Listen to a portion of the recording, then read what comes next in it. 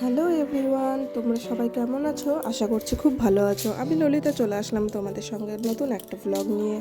তো খুব সকাল সকালে উঠে আগেই চলে এসেছে মুরগির ঘর খুলতে, কারণ ওরা খুব কিচিরমিচির করছিল। তো ভাবলাম ওদেরকে আগে বের করে দিই, তারপরে বাড়ির কাজকর্মগুলো করি। তো সকালে শুধু উঠোনটা ঝাড় দেওয়া হয়েছে, মানে ঝাড়ু দিয়ে নিয়েছি, বাদ বাকি আর কোনো কাজই হয়নি। তো শুরুতেই ওদের ঘরটা আগে খুলে দিলাম। আর ঘরটা এমনভাবে করা হয়েছে যাতে ওদের মানে মাটিতে ওরা থাকতে পারে, এটা একটা ভালো দিক। আর এই কালো মুরগিটা কখনোই একা একা বেরোতে পারে না, ওকে দরজাটা প্রতিদিন দেখিয়ে দিতে হয়। আর এই যে দেখো, রাত্রে মনে হয় হালকা বৃষ্টি হয়েছিল, তো মাটিটা ভিজে ভিজে আছে, বেশ সুন্দর হয়ে আছে। তো যাই হোক, আমার কাজকর্ম করা কমপ্লিট হয়ে গেছে। এখন আমি চলে আসলাম আমার জন্য এক কাপ চা বানাতে। যেহেতু ওর বাবা বেশিরভাগ টাইমটাই বাড়িতে থাকে না, এই জন্য নিজের জন্য একা একাই চাটা বানিয়ে খেতে হয়। খুব মানে হঠাৎ হয়তো কোনো দিন থাকে, তখন একসঙ্গে চাটা খাওয়া হয়। তো মাঝে কিন্তু বেশ কিছুদিন আমি চা খাচ্ছিলাম না, কিন্তু চায়ের নেশাটা এমন একটা বাজে নেশা যে আমি চাটা ছাড়া না একদম থাকতেই পারি না। তো তারপরে আর কোনো রকম ব্লগ করা হয়নি। ছেলেকে এখন দিতে যাব স্কুলে, মানে গাড়ি চলে এসেছে। আর গাড়ি আসার সঙ্গে সঙ্গে ওকে তো রেডি করে পাঠাচ্ছি। এবার ওর কিন্তু একদম ইচ্ছে নেই স্কুলে যাওয়ার আজকে, খুব মানে এক প্রকার জোর করেই পাঠাচ্ছি। জানি বাড়িতে থাকলে সারাদিন দুষ্টুমি করবে, স্কুলে গিয়ে যেটুকুটাই হোক লিখুক বা পড়ুক কিছু তো শিখবে। তো ওর জিদ রাখলে তো হবে না, এই কারণে স্কুলে পাঠিয়ে দিয়ে চলে আসলাম। আজকে অনেক কাজ আছে বাড়িতে, দুপুরে রান্না বান্না করার একদম ইচ্ছে নেই, কারণ আগের দিনের একটু সবজি আছে, শুধু ভাতটা করবো। আর আমার জন্য আমি একটু পান্তা ভাত রেখেছি, আজকে ইচ্ছা আছে দুপুরে পান্তা ভাত খাওয়ার। আর কাজ করতে করতে চলে আসলো আখালা দাদা, যে দাদাটার কাছ থেকে সবসময় আখের রস নেওয়া হয়। তো আমাকে শুরুতেই বলছিল যে তোমাকে কি বরফ দিয়ে দেবো? তো আমি বললাম না, 20 টাকার আখের রসে যদি বরফ দিই তাহলে অর্ধেক বরফ আর অর্ধেক আখের রসটা থাকে। তো বরফ যেহেতু ঘরেই থাকে, এই জন্য আমি আর এক্সট্রা করে বরফ নিই না। আমি করি কি, মানে শুধু আখের রসটা নিয়ে আসি আর বাড়িতে হালকা বরফ মিলিয়ে এটাই খাই, এটাতে কিন্তু লাভ হয় বেশি। তো এবার অনেকেই করে কি, যে আখের দোকানে গিয়ে বলবে বরফ দিয়ে দেবে, বরফের মানে জলের দামে আর কি নেওয়া হয়। তো আমি ওই জন্য এই কাজটা করি সব সময়ের জন্য। দেখো কতটুকু হয়, এক মানে 20 টাকায় পরিমাণে, তাও আবার বরফ দিয়ে। তো ঠান্ডা ঠান্ডা জুসটা খাওয়ার পরে আবার চলে আসলাম কাজে, কারণ আজকে ভেবেছি কয়েকটা গাছের ডাল টাল কাটবো, কারণ কিছুদিন পর পর যদি ডাল না কাটা হয় তো প্রচণ্ড মানে মানে জঙ্গল জঙ্গল হয়ে যায়। যেহেতু আমার বাড়িতে অনেক ধরনের গাছ আছে, এই জন্য না মাঝে সাঝেই গাছ ছাঁটাই করতে হয়, না হলে বাড়িটা দেখতেও ভালো লাগে না। আর এই পাশটা কিছুদিন আগে ঘরটা করা হয়েছে, যে কারণে এই পাশটা একটু নোংরা নোংরা হয়েছিল।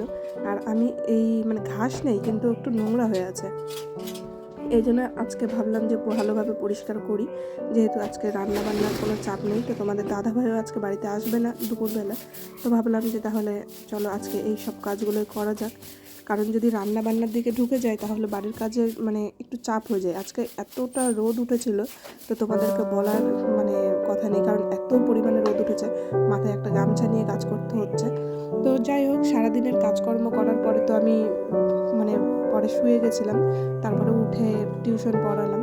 আর এখন রাত 9টা পার হয়ে গেছে, এখন বলল যে আমি বাড়িতে আসবো আর রান্না বান্না করো। আর যেহেতু ছেলেও আছে, তো ভাবলাম যে না, রাত্রে সিদ্ধ ভাত মাখে 2-3 পিস মাছ নিয়ে হালকা করে একটা মাছের ঝোল করে ফেলি, তাতে সবারই খাওয়া দাওয়াটা ঠিক হবে, যেহেতু দুপুরেও খাওয়া দাওয়াটা ঠিক হয়নি।